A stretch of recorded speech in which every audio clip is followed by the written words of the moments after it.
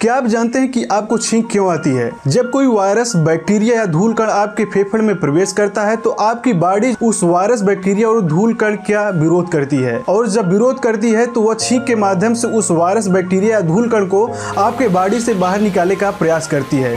आपने अधिकतर देखा होगा कि आपको जब छींक आती है तो लगातार 3 बार आती है। दरअसल 3 बार में ही जो अनवांटेड मेहमान आपके बॉडी में प्रवेश करते हैं, ज्यादातर वो 3 बार जब हम छींकते हैं तभी वो बॉडी से बाहर निकलते हैं। जब हम पहली बार छींकते हैं तो आपका जो पार्टिकल होता है वो कुछ बाहर आता है, और जब हम दूसरी बार छींकते हैं तो आपका पार्टिकल लगभग नाक तक आ जाता है, और तीसरी बार जब हम छींकते हैं तो वो पार्टिकल आपके नाक के बाहर हो जाता है। इसीलिए हम 3 बार छींकते हैं।